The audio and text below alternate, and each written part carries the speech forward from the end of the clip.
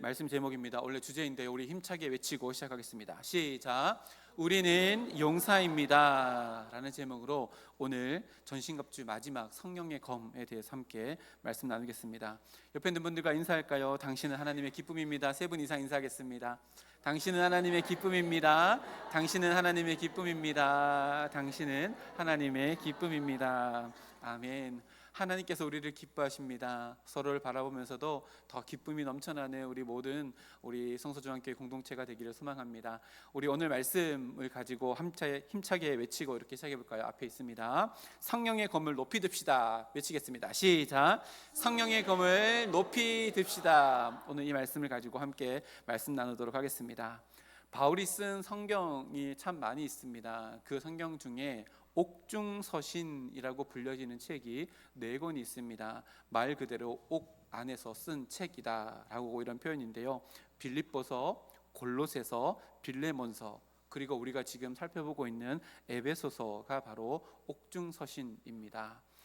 바울이 옥중에서도 펜을 들어서 교회에게 편지를 쓸 만큼 이 옥중서신은요, 바울의 마음속에 있는 간절함 그리고 절실함이 담겨져 있는 책이 바로 이 4권의 책입니다. 바울은요, 자기의 갇힘보다 교회 안에 있는 불안함과 위협이 되어지는 것들을 더 크게 보게 되었고, 바울 앞에는요, 옥에 갇혀 있기 때문에 앞날이 불확실했습니다. 옥에 갇혀 있는 하루하루가 지나갈 때마다 불확실한 미래가 날마다 사형 집행이라는 그림이 더 선명해지는 하루하루를 살아가고 있음에도 불구하고 사도 바울은 자기 눈앞에 아른거리는 자신의 현실보다 지금 당장 사회에서 또 세상에서 어려움을 겪고 있는 교회가 더 아른거렸기에 옥중에서도 펜을 들어서 이렇게 복음의 말씀을 남겨놓고 있습니다. 그래서 옥중서신에서는요, 사도 바울의 심령 깊은 곳에서 우러나오는 비장함도 있고 하나님께서 나에게 주시는 복음에 대한 순전함이 그대로 담겨져 있는 책이 이 옥중서신이라고 할 수 있습니다. 그런 심정으로 쓴 에베소서, 그리고 그 에베소서의 마지막 장에 사도 바울이 언급하고 있는 것이 바로 하나님의 전신갑주에 대한 말씀입니다.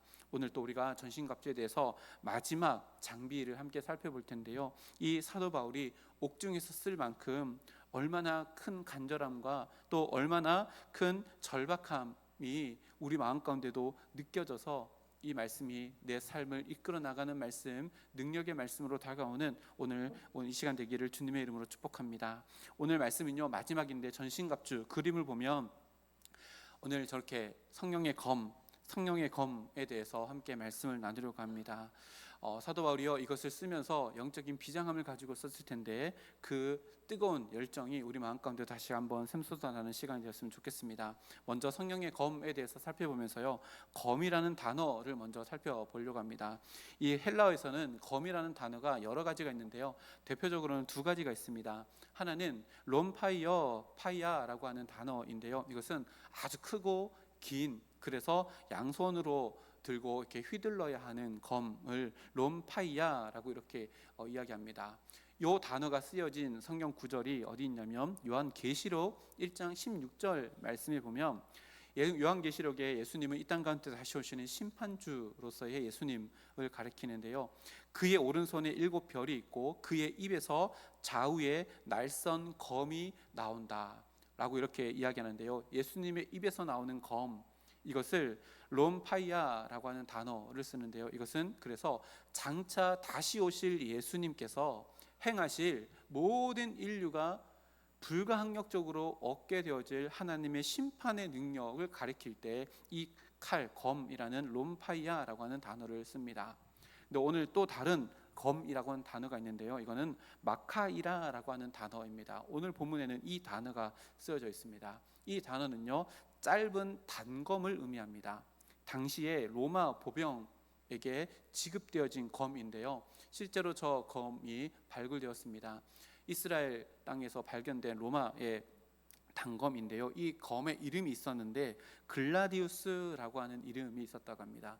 글라디우스라고 하는 이름하는 이 단검을 로마 군인들에게 지급했는데요. 짧게는 40cm에서 60cm 정도밖에 안 되는 짧은 단검입니다.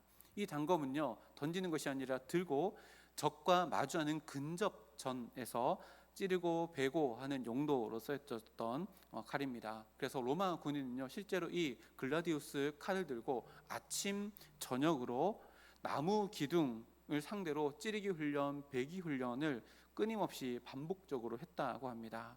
그 이유가 뭘까요? 이 칼이 적과 적을 마주했을 때 근접전에서는 아주 유용한 도구가 되기 때문에 그렇습니다. 바울은 에베소서를 어디에 썼다고요? 옥중에서 썼습니다. 옥중에서 썼든지 로마로 끌려가는 과정 가운데 썼든지 이렇게 전승으로 알려지고 있는데요. 그렇다면 바울은 로마 군인을 가까이에서 볼 수 있었던 사람입니다. 매일 아침 저녁으로 이 글라디우스 짧은 단검을 들고 훈련했던 모습을 바울이 직접 눈으로 목격했을 겁니다. 사도 바울은요, 그 로마 군인들이 입고 있던 그 갑옷을 가지고 하나님의 전신갑주로 은유하여서 영적인 전쟁에 싸울 때 우리도 이런 갑옷을 입어야 된다라고 이야기하며 마지막에 성령의 검에 대해서 이렇게 이야기합니다. 생각해 보십시오. 이 성령의 검은요, 그 당시에 롬파이아라고 하는 거대한 큰 대검이 아니라 아주 정교하고 또 가볍게 만들어진 단검입니다. 무엇을 이야기할까요? 사실 요즘 전쟁 이야기하면 이 검이라고 하는 것은요, 무용지물입니다. 왜요? 요즘에는 최첨단 무기들이 개발되었기 때문에 그렇습니다. 작전 사령실에서 앉아서 그저 하늘에 띄워져 있는 드론을 조종해가지고 그 드론으로 적을 공격하는 시대가 지금의 시대입니다. 이쪽 대륙에서 저쪽 대륙을 사무실에서 바라보면서 버튼 하나 누르면 대륙간 탄도미사일을 쏴서 요즘은 전쟁을 치릅니다. 그래서 근접전이라고 하는 것은 거의 없는 시대이고 최종적인 방법 중에 하나가 바로 근접전입니다.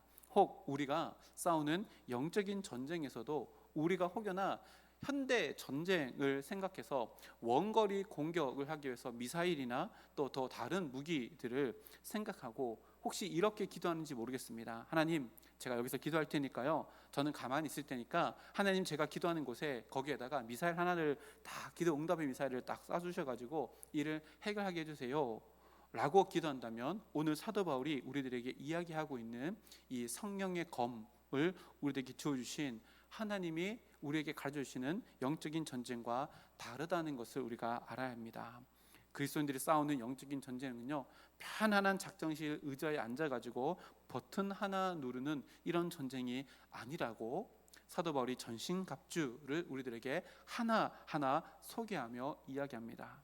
우리가 싸우는 영적인 전쟁은요, 직접 내가 하나님의 전신갑주 하나하나를 다 착용하고 그 모든 무기를 다 들고 직접 들고 나가서 1대1로 사단 마귀와 싸우는 근접전이라는 것을 우리들에게 분명히 이야기합니다. 심지어는요, 저만치 이렇게 딱 던질 수 있는 창도 아니라 우리의 손에 분명히 쥐고 있어야 되는 검을 마지막으로 우리에게 쥐어주면서 우리가 싸워야 될 싸움은 내가 땀 흘려서 치고 받아야 되는 근접전이다. 아주 실제적인 것이다.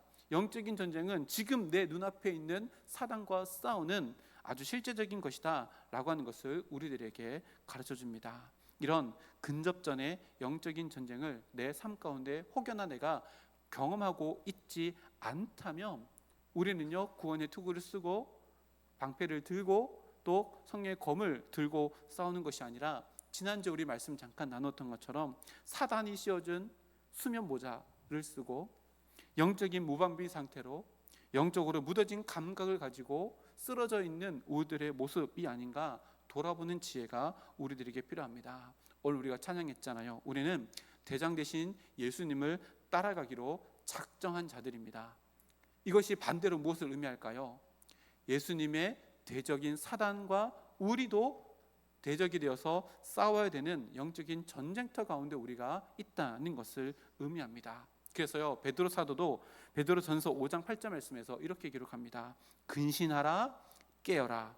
너희 대적 마귀가 우는 사자같이 두루다니며 삼킬 자를 찾나니. 근신하라, 깨어라.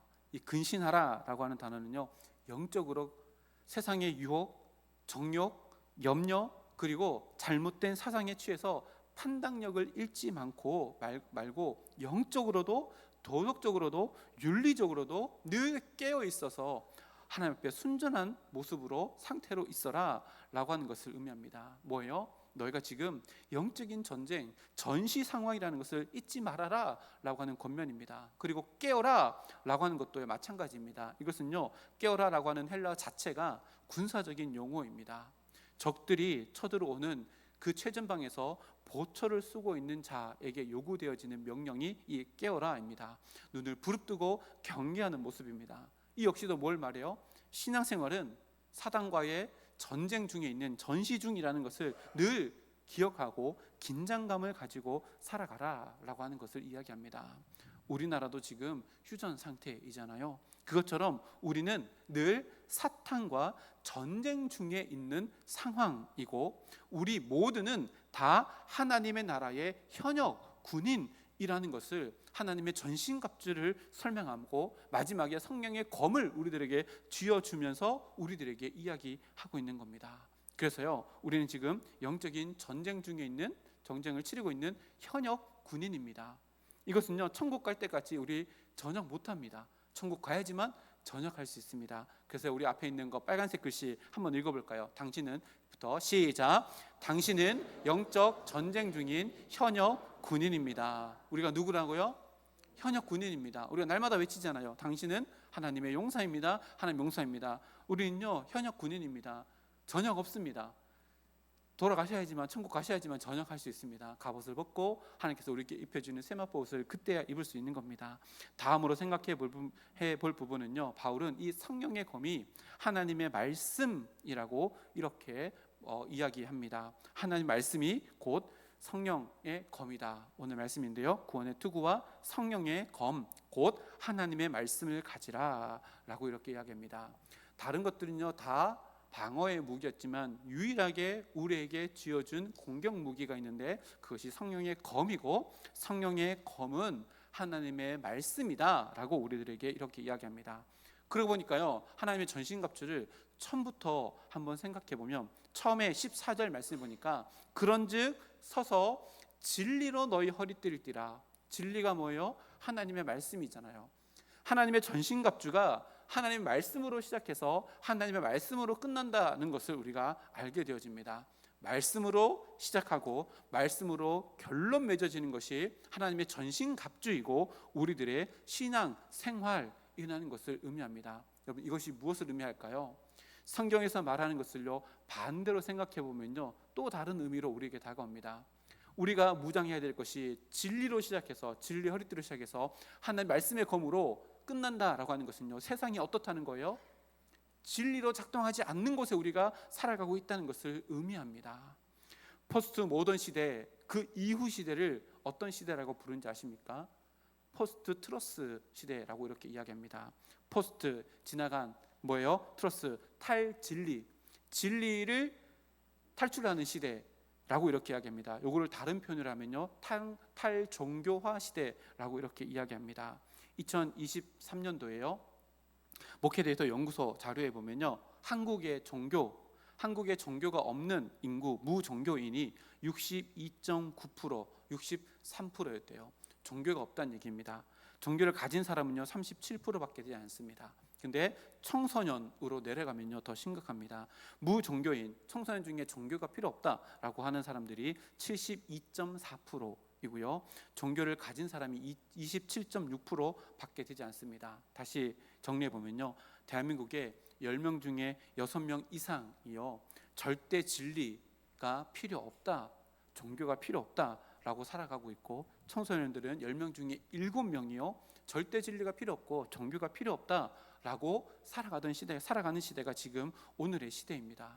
그러면 세상 사람들이요 종교가 필요 없다는 것은 절대 기준이 필요 없다는 건데, 그럼 어떤 기준을 절대적으로 자기의 삶 가운데 기준으로 삼고 살아갈까요? 자기 자신입니다.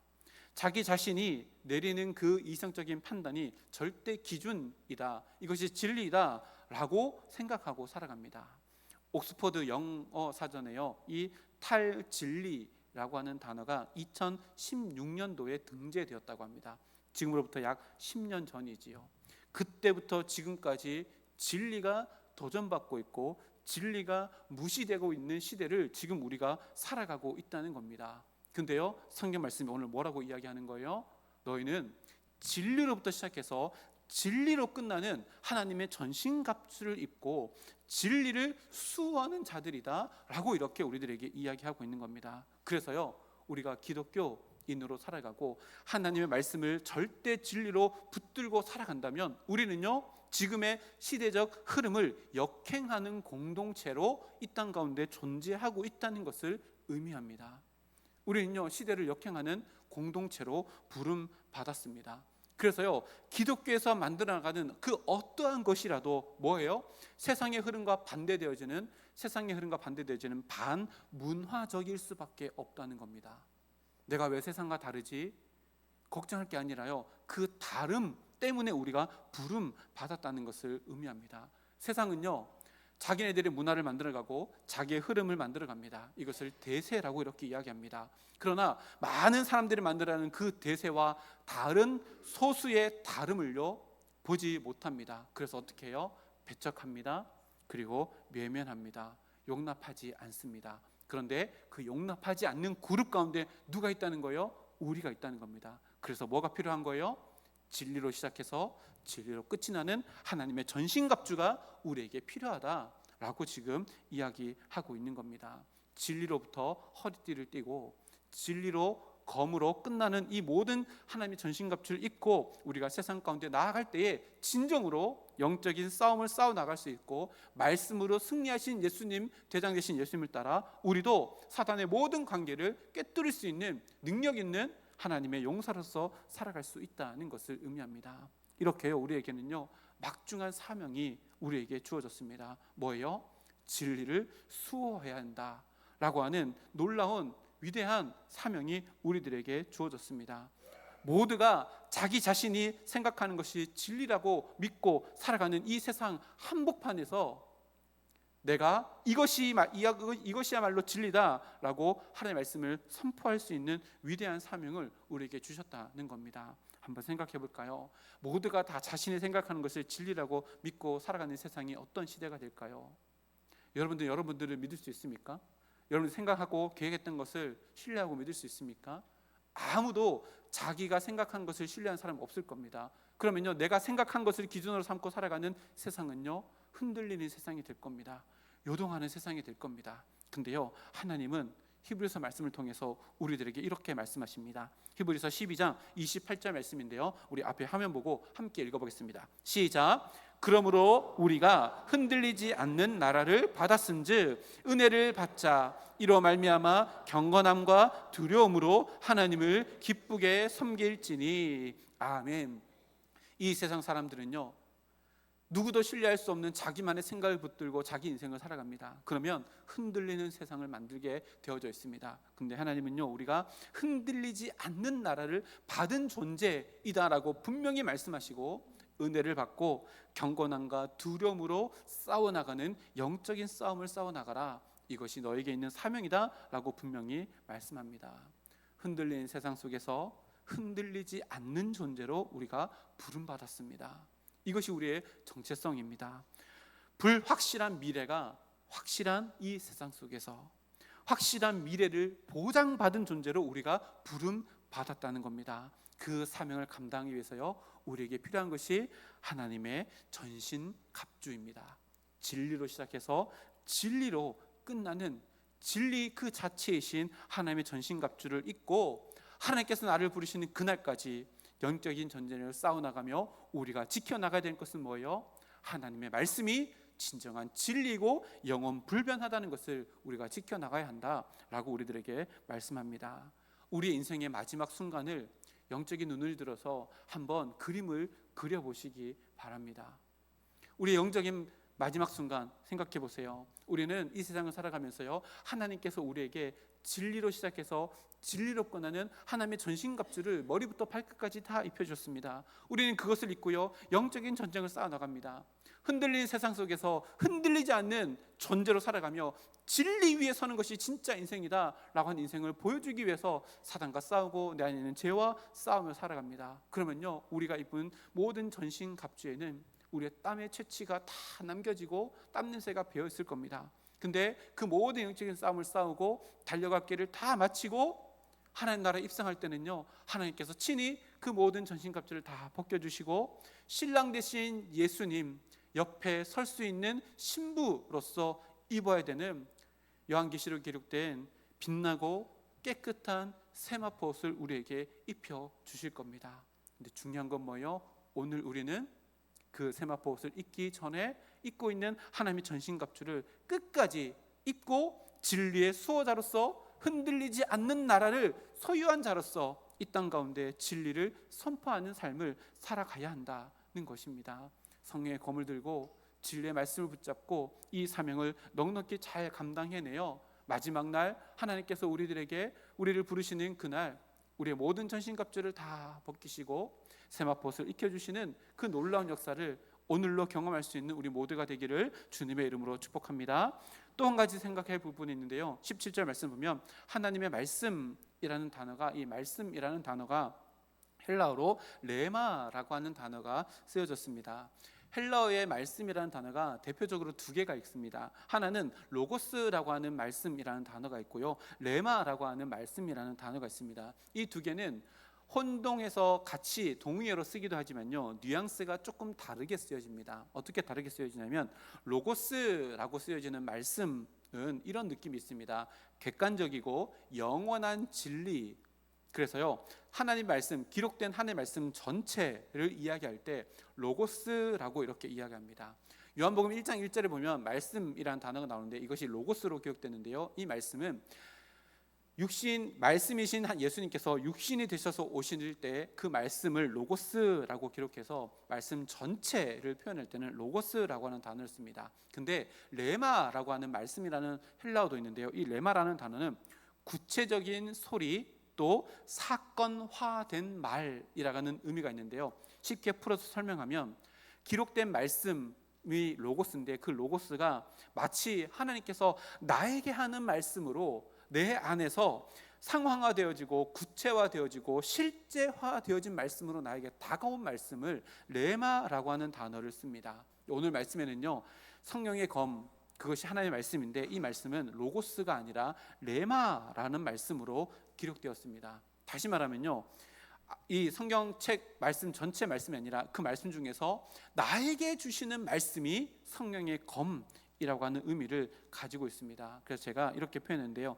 내 상황 속에서 하나님의 말씀이, 기록된 말씀이 내 안에 딱 들어와서 내 상황에 맞게 나에게 상황화되어지고 보편적인 하나님의 말씀이 내 삶 가운데 구체화되어지고 기록되어져 있는 말씀이요, 내 삶 가운데 실제화되어지는 말씀을 로고스가 아니라 레마라고 하는데 이 레마의 말씀이 뭐라고요? 성령의 검입니다. 그래서요, 이 성령의 검이 내 삶 가운데 실제화되어지기 위해서는요, 비싼 가죽으로 잘 포장되어져 있는 성경책을 가지고 있어서 이것이 나에게 능력이 되어지냐? 그게 아닙니다. 이것을 펼쳐서요, 읽어서 내 상황 가운데 들어오고 구체화되어지고 실제화되어질 때 이게 뭐가 된다고요? 성령의 검이 되어진다는 겁니다. 그러려면 뭐가 필요할까요? 훈련이 필요합니다. 칼집에 꽂혀 있는 칼은요, 능력이 없습니다. 칼집에서 칼을 빼야 됩니다. 그리고요, 훈련을 통해서 그것을 활용하고 유용하게 쓸 수 있도록 반복하는 훈련이 필요합니다. 고급 가죽으로요, 제 성경책도 제가 안수받을 때 구입했던 책인데 다 낡아가지고 겉에 있는 거를요 10만 원 넘게 천년 가죽으로 이렇게 감쌌거든요. 근데 이 성경책 자체가 성령의 검이냐? 그게 아니란 얘기입니다. 펼쳐서 읽고 묵상하고 암송해서 내 것이 되어지는 말씀이 되어질 때 그것이 성령의 검이 되어진다는 겁니다. 사도 바울은요, 로마 군인들이 글라디우스라고 하는 이 단검을 들고 아침 저녁으로 그것을 가지고 훈련하는 것을 지켜봤습니다. 그리고요, 선택한 성령의 검이 하나님의 말씀인데 그냥 로고스가 아니라 레마의 말씀, 네 안에서 살아 꿈틀거리는 그 말씀이야말로 진짜 네가 사단을 대적할 때에 힘이, 능력이 나타나는 말씀이 되어진다라는 것을 이야기합니다. 그래서요, 오늘 마카이라라고 기록된 이 말씀, 성령의 검은 레마의 말씀인데 이 말씀을요, 나의 것으로 삼는 그 훈련의 과정이 필요합니다. 그럼 어떻게 훈련할까요? 오늘 본문 말씀에 보면 17절 말씀에 다시 보면요, 성령의 검 앞에 소유격을 붙여놨는데 성령의 검이라고 이렇게 이야기를 붙여놨습니다. 이게 뭘 의미할까요? 하나님의 말씀의 출처가 성령 하나님이다. 하나님의 말씀의 기원, 하나님의 말씀의 저자는 성령 하나님이시다라고 하는 것을요, 하나님의 말씀은 성령의 검인데 성령의라고 하는 소유격을 붙여서 우리들에게 이야기합니다. 베드로도 이렇게 이야기했습니다. 베드로 후서 1장 21절 말씀에 보면요, 예언은 언제든지 사람의 뜻으로 낸 것이 아니요 오직 성령의 감동하심을 받은 사람들이 하나님께 받아 말한 것임이라. 예언은 성경이라고 할 수 있는데요, 성경은 성령의 감동하심을 받은 사람이 하나님께 받아서 말하고 쓴 것이라 라고 분명히 기록합니다. 뭐요? 성경 말씀을 쓰신 분은 인간이 아니라 인간에게 성령의 감동하심을 주셔 쓰게 하신 성령 하나님이시라는 것을 분명히 성경이 이야기합니다. 성령 하나님이요, 말씀의 궁극적인 저자이시고 최종적으로 해석할 수 있는 분이시며 그것을 읽는 자들에게 이해되고 적절하게 자신의 삶 가운데 상황화하고 구체화하고 실제화할 수 있도록 돕는 분이 성령 하나님이시라고 사도 바울이 분명히 이렇게 기록하고 있습니다. 성경을 펼쳐서 읽으면요, 이 성경을 읽을 때 국어의 능력이 필요합니다. 이해력의 능력이 필요합니다. 국어를 알아야지만 이게 성경을 읽잖아요. 그런데요, 성경은요, 단순히 지식을 얻기 위해서 우리가 펼쳐서 읽는 책이 아니라 나를 향하신 하나님의 뜻을 깨닫게 하기 위해서, 그리고 그 말씀을 읽으면 말미암아 내 삶 가운데 잘라내야 될 죄와 허물들을 깨닫게 하기 위해서 우리들에게 남겨주신 책이기 때문에요, 단순한 지적 이해력을 넘어서서 그 말씀의 저자이신 성령 하나님께서 깨닫게 하시는 은혜가 필요한 책이 바로 성경입니다. 그래서요, 우리가 성령의 경험을 높이 들고 사단과 맞서 싸우기 위해서 기록된 로고스의 말씀이 아니라 내 안에 기록되는 레마의 말씀이 되기 위해서는요, 훈련이 필요합니다. 그래서 보세요, 예수님께서도 이렇게 말씀하십니다. 요한복음 14장 26절 말씀 보면요, 보혜사 곧 아버지께서 내 이름으로 보내실 성령, 그가 너희에게 모든 것을 가르치시고 내가 너희에게 말한 모든 것을 생각나게 하시리라. 누가요? 성령 하나님께서요. 성경이 성령 하나님의 감동하심으로 되었기 때문에요, 성령 하나님의 감동하심으로 말미암아 기록된 성경이 내 삶 가운데 나의 말씀으로 받아들일 수 있다는 것을 이야기합니다. 요한복음 16장 6절 말씀에도 이렇게 기록하는데요, 그라는 것은 보혜사 성령 하나님입니다. 그가 와서, 성령님이 와서 말씀 읽을 때요, 죄에 대해서, 의에 대해서, 심판에 대해서 우리를 깨닫게 하신다라고 성경에 분명히 기록합니다. 일주일 동안 살아가면서요, 성령의 검을 높이 들자라고 하는 것은요, 성경책만 끼고 다니자가 아닙니다. 성경책을 펼쳐서 읽어야 합니다. 가장 먼저 어떻게 해야 돼요? 이 성령의 저자이신 성령 하나님의 도우심을 간구해야 합니다. 하나님, 내 이성과 내 이해력을 통해 성경 말씀에 기록된 하나님의 뜻을 발견하고 나의 모습을 발견하고 죄의 허물들을 씻겨나갈 수 있도록, 그리고 하나님의 은혜는 내 삶 가운데 채워져 나갈 수 있도록, 하나님 기록된 말씀, 로고스의 말씀이 내 삶 가운데 다시 기록되어지는 레마의 말씀이 될 수 있도록, 그래서 이것이 성령의 검이 되어서 사단과 맞서 싸울 때 승리하는 인생을 살아갈 수 있도록 나를 붙들어 주십시오. 기도하며 성경 말씀과 가까이 지내야 할 겁니다. 지난주에요, 윌리엄 거너리 쓴 기독교인의 고전 중에 고전인 그리스도인의 전신갑주 2라고 하는 책을 소개시켜 드렸는데요, 거기에 보면 이런 글이 있습니다. 앞에 화면 잠깐 보실까요? 제가 천천히 읽어드릴게요. 눈으로 한번 따라 보시기 바랍니다. 성령께서는 말씀이 없이는 성도를 위해서 아무것도 하지 않으시며, 또한 성도들도 성령이 없이는 아무것도 행할 수가 없습니다. 이거 잘 보세요. 진짜 중요합니다. 앞으로 한 장 더 넘겨주세요. 아까 그거 성령께서는요 말씀 없이는 성도들을 위해서 아무것도 하지 않습니다. 무슨 말이에요? 반대로 생각해 보세요. 성령 하나님은요 말씀을 통해서 성도들을 위해서 무엇인가를 하신다는 말씀입니다. 이해하셨지요? 지난 한 주간 얼마나 말씀과 가까이 지내셨어요? 이것은 이꼴 뭘 이야기하는 거예요? 우리들 삶 가운데 성령 하나님의 일하심을 경험하며 살아가십니까? 와, 똑같습니다. 제가 새벽에 말씀을 전하고요, 그 새벽의 말씀을 문자로 우리 구역장들한테 보내고 구역장이 우리 구역원들한테 보내시잖아요. 그거 보십니까? 안 보실걸요? 조회수가 30밖에 안 되는데요. 우리 성도님들 몇 명인데 조회수가 30밖에 안 될까요? 관심 없다는 얘기입니다. 성경 말씀에 관심이 없잖아요. 성령 하나님의 역사하심을 구하면 안 됩니다. 보세요. 성령께서는요 말씀 없이는 성도들을 위해서 아무것도 하지 않으십니다. 또한 성도들도 성령 없이는 아무것도 행할 수 없습니다. 이거 정말 중요합니다. 그 다음 장 한 장 넘겨주시겠어요?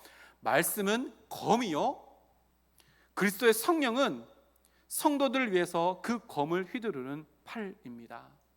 그리스도와 그의 성도들이 이 세상에서 이루는 모든 큰 승리들은 바로 이 검으로 얻는 것입니다. 검이 뭐라 그랬어요? 하나님의 말씀입니다. 여러분, 하나님의 말씀을 펼치지 않는데 신앙생활한다? 아닙니다.